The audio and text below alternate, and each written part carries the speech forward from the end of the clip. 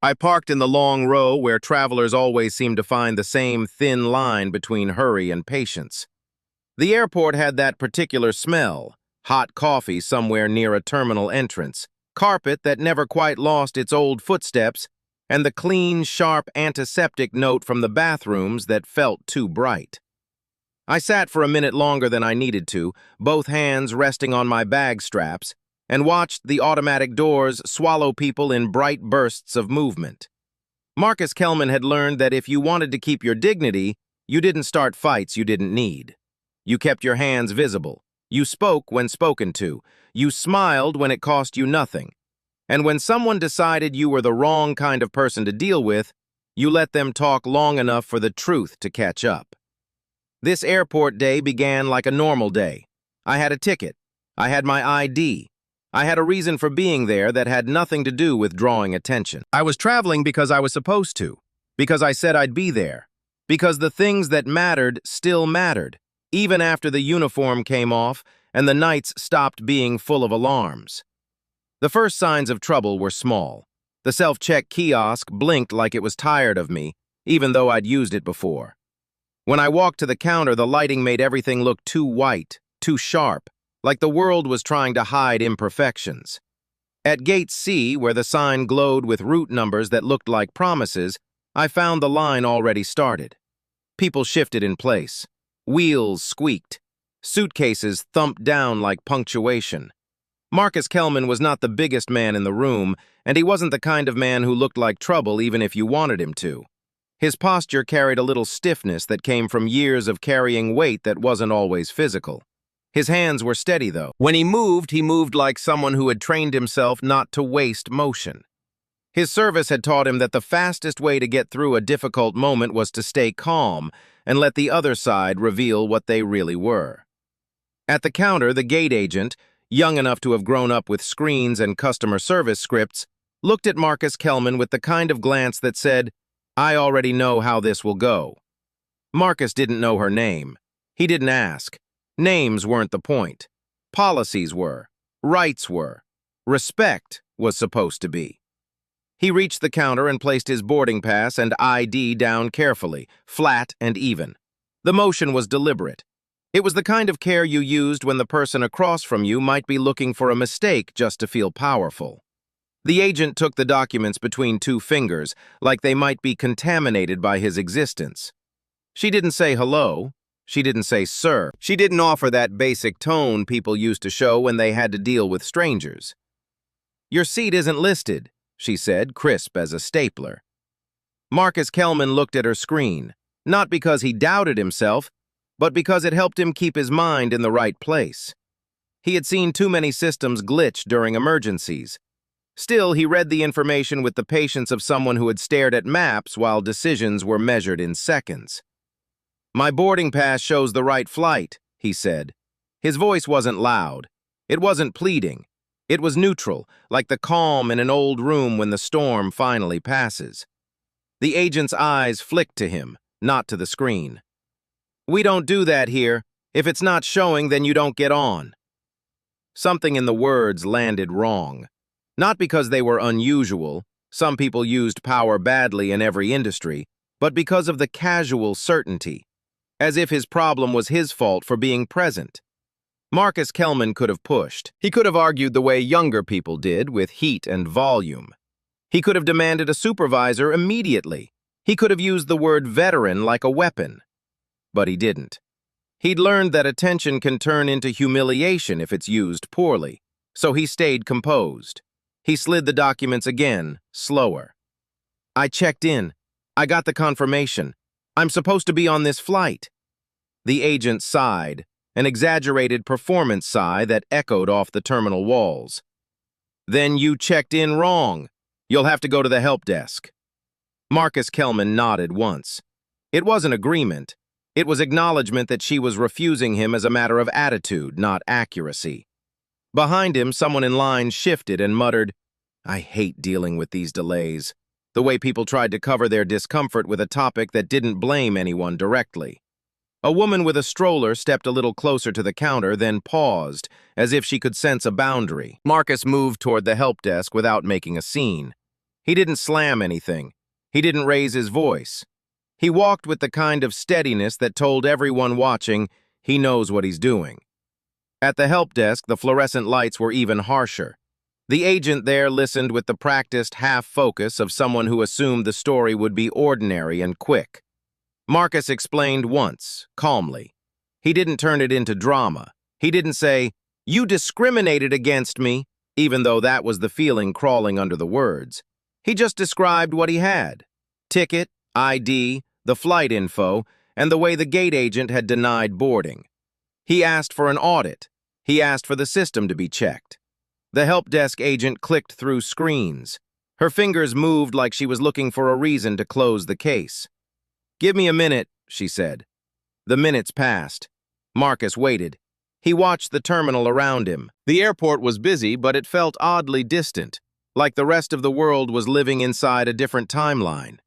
People scanned phones. Kids tugged sleeves. Families found each other again and again, using the small joy of reunions to justify the waiting.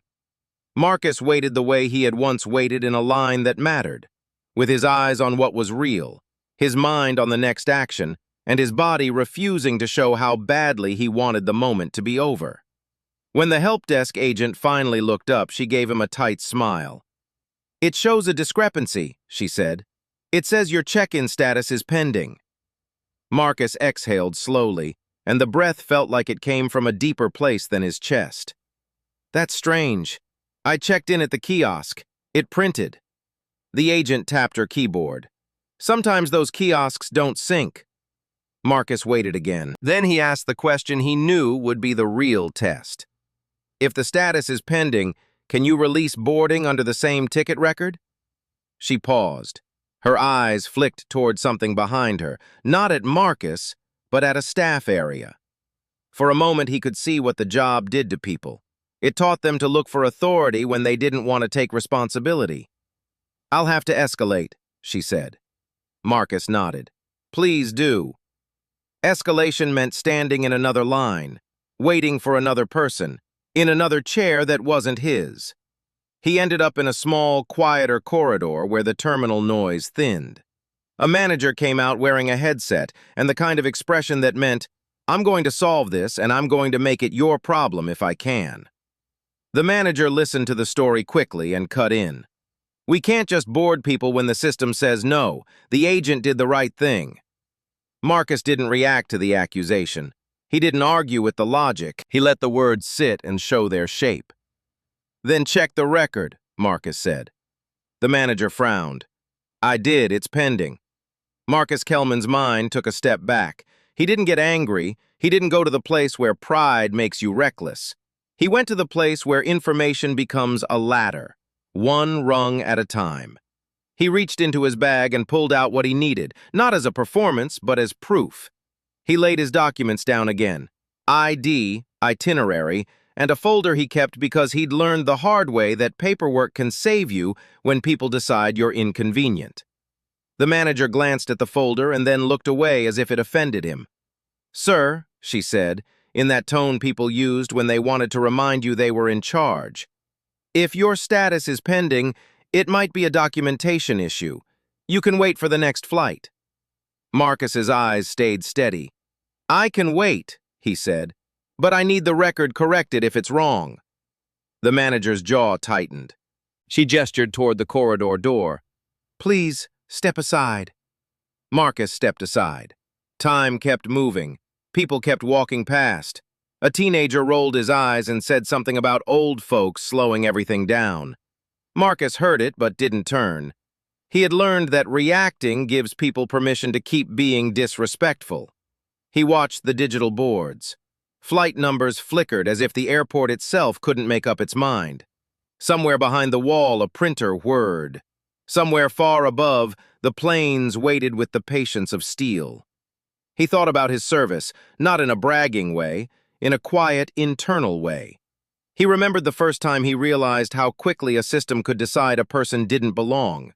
He remembered standing in places where everyone assumed he was replaceable. He remembered being told no by people who didn't understand what the word meant. He remembered that the only difference between then and now was that now the people saying no weren't facing consequences the way they used to. The world had gotten softer, but it hadn't gotten wiser. Then his phone vibrated. He glanced at the screen. It wasn't a sales call. It wasn't a spam number. It was a contact he didn't use often. A person who ran a certain veterans liaison program. Someone who still cared enough to connect dots when systems failed. He didn't answer immediately. He didn't know yet what it would be. He just listened to the vibration end, then begin again. At the same moment, a commotion rose near the main gate. Voices sharpened. A staff member's tone changed, less casual, more careful. Marcus heard words like security and 4-star and please stand by. Those terms didn't belong in an ordinary travel day. Marcus felt his shoulders tense, but he didn't rush. He waited. A gate employee hurried past with a clipboard. Another person followed, then another. The manager who'd asked him to step aside reappeared, now walking faster, her confidence visibly rearranged by the sudden presence of someone important. Marcus watched without theatrics. He knew what power looked like. He'd been near it before. He'd seen how quickly the world changed when the right uniform walked in. A group formed at the far end of the concourse. People moved aside without being told. A hush came over the waiting area, not the dramatic hush of movies, but a real one. The kind where people stop making jokes because they can feel the seriousness. A man in a formal uniform arrived, an officer whose presence carried weight without raising a voice. The airport staff's posture changed. Everyone's eyes adjusted. Marcus couldn't help but notice the insignia, the kind of insignia that didn't belong to everyday authority, the kind that told you there were rules for handling the person in front of you. As the officer approached, someone spoke to the gate manager. Marcus couldn't hear all the words, but he heard enough to understand the direction of the conversation. Accountability. The gate manager stepped forward, swallowing hard. "Sir, we had a—" she started. The officer raised a hand, not in anger, but in interruption. Calm. Controlled. It reminded Marcus of commanders who didn't waste breath. The officer's eyes settled on Marcus. He didn't look at Marcus like the gate agent had. He looked at him like a person with a story that deserved to be checked, not guessed. "What's the status?" the officer asked. The manager blinked. She seemed to realize that the room's hierarchy had shifted. "We're trying to— There was a system discrepancy. He was instructed to wait," she said, words running together like she was trying to outrun the truth. Marcus didn't speak. He didn't need to. His restraint was the only thing that mattered right then. The officer turned slightly toward a staff member beside him. "Bring up the boarding record, now!" The staff member hurried to a kiosk and started pulling up information. Marcus watched the screens through the distance of his position. He could see faces on his side and staff on the other, a mismatch of who belonged in the decision. The gate manager looked at Marcus as if she wanted him to disappear. She didn't say anything to him directly, but her body posture had a message. "Please don't make this harder." Marcus accepted that message without responding. A few minutes passed. In that time, Marcus thought about his whole life in fragments. The airport was loud again, but the loudness seemed far away, muffled by the importance of what was happening around him. When the staff member returned, she held a small tablet like it was evidence. Her face was pale, and her eyes didn't meet Marcus's at first. "It shows his check-in was confirmed," she said. "The pending status was an internal flag that never cleared." The gate manager's lips tightened. "But the agent said—" The officer looked at her sharply. "An assumption isn't a correction." The manager went still. Then she nodded quickly, too quickly. "Yes, sir." The officer turned back to Marcus. Marcus's hands were still on his bag straps. He kept his feet planted. He kept his voice quiet when he spoke, and he spoke only when the officer invited him. "I didn't want trouble," Marcus said. The officer didn't react like he needed to be impressed. He reacted like he understood the meaning of that sentence. "No one does," he said. "But you have a right to be heard when your record is accurate." Marcus's gaze stayed on the officer. "I just wanted to get where I was going." The officer nodded once. "And you were made to wait for something that wasn't your fault." The terminal seemed to hold its breath again. People nearby weren't sure what to do with the truth once it arrived. A few travelers watched with open curiosity. Others pretended to check their phones, but their eyes gave them away. The officer stepped closer and lowered his voice slightly, still audible enough to carry respect. "Gate agent, come here." The gate agent, who had earlier treated Marcus like a problem, appeared from the side, as if summoned from a different world. Her posture was wrong, too stiff, too defensive, like someone who had practiced how to look confident. She approached and tried to smile. "Sir, we thought," she began. The officer didn't let the thought become a shield. "You denied boarding. Was it based on the record or based on your interpretation?" The agent opened her mouth and then closed it, like she realized the room had stopped caring about her explanations. Marcus watched her carefully. He wasn't looking for revenge. He wasn't enjoying discomfort. He was watching the moment where pride had consequences. The officer held up the tablet, pointing to a detail. "This flag is internal. It should have been cleared at check-in. The system did not reflect what you assumed." The gate agent's face flushed, then drained. She looked at Marcus for the first time as if she were seeing him, not just the inconvenience he represented. "I'm sorry," she said quickly. "I didn't know—" Marcus didn't interrupt. He didn't need to. He let the apology exist without turning it into a speech. The officer nodded and signaled for the boarding fix to be processed immediately. "He boards now," he said. The words were simple, but they rearranged the air. An airport gate isn't just a place. It's a small courthouse where the powerless are told to wait. In that moment, the officer had reminded everyone what recognition looks like when it's backed by authority and facts. A staff member escorted Marcus toward the gate. People made space. No one spoke to Marcus directly. Not at first. They didn't know if they were allowed to witness, but their body language showed it. They were thinking about the moment they could have mocked him, or the moment they could have overlooked someone else.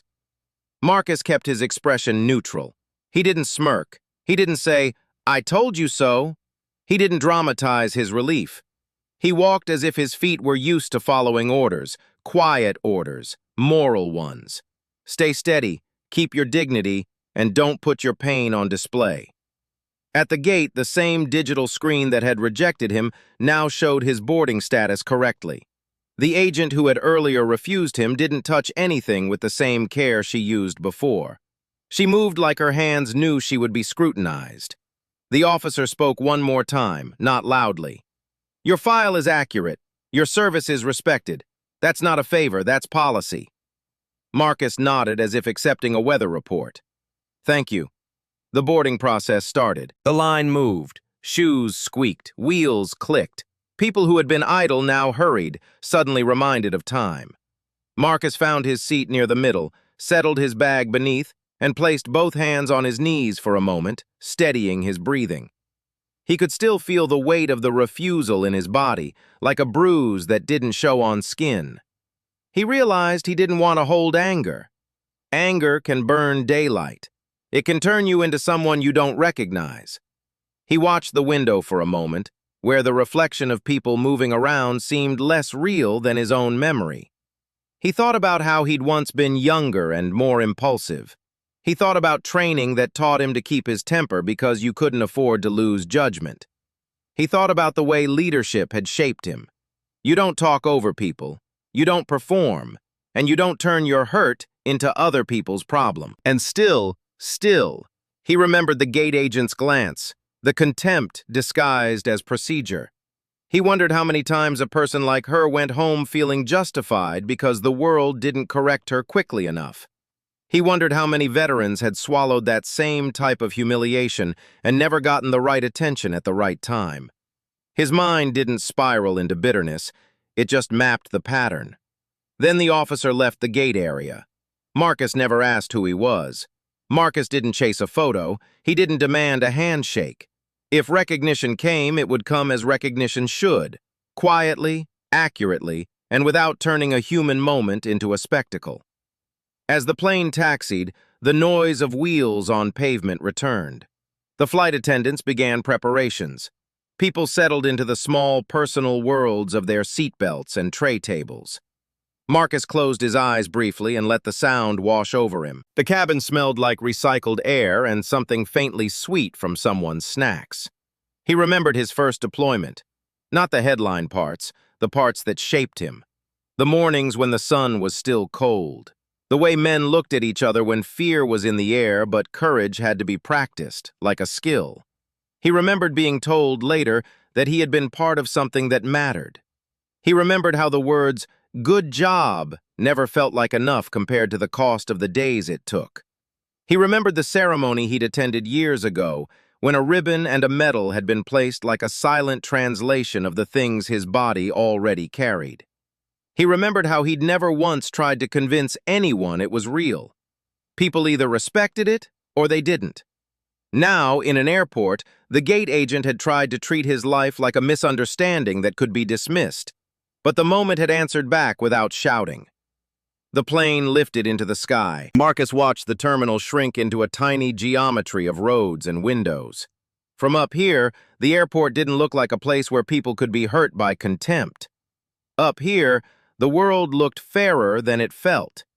Still, his body held on to the memory of that moment when the right rank had stepped in, not to punish, not to humiliate, but to correct. He understood the kind of redemption he'd gotten. It wasn't a revenge story where everyone clapped. It was recognition delivered through truth, and that was enough. When the flight landed and the airport doors opened again, Marcus walked slowly through the arrivals hallway. He saw the same people, the same signs, the same chaotic flow. Life kept moving regardless of who had been treated right or wrong. He stopped at a bench near a charging station. His phone showed messages from friends who'd been waiting to hear he made it. He smiled a little at that, not because he was proud, but because connections mattered. Then his phone buzzed again. The veteran liaison contact sent a message. "You were escalated. They corrected the record." The officer followed up. "Thank you for staying calm." Marcus stared at the words for a long moment. He could feel the tension in his shoulders ease, not because he was seeking credit, but because he knew calm had served him. He typed back one sentence. "It's done." He didn't add anything else. Marcus didn't want to become a story. He wanted to be a person. But people had a way of turning moments into lessons, and sometimes those lessons carried farther than any explanation. He stood, tightened the strap of his bag, and walked toward the exit. As he passed the security checkpoint, a guard glanced at him, not with contempt, but with a quick look of recognition, like his face had reminded the guard that there were histories behind strangers. Marcus didn't nod big. He didn't look triumphant. He simply walked out into the day, and in his quiet way, he left the humiliation where it belonged, behind him, corrected, documented, and made true by the presence of authority and proof. No one had to listen to his explanations. The record had spoken. The truth had arrived. And he had done what veterans learn to do, survive the moment with dignity, letting restraint become its own kind of victory.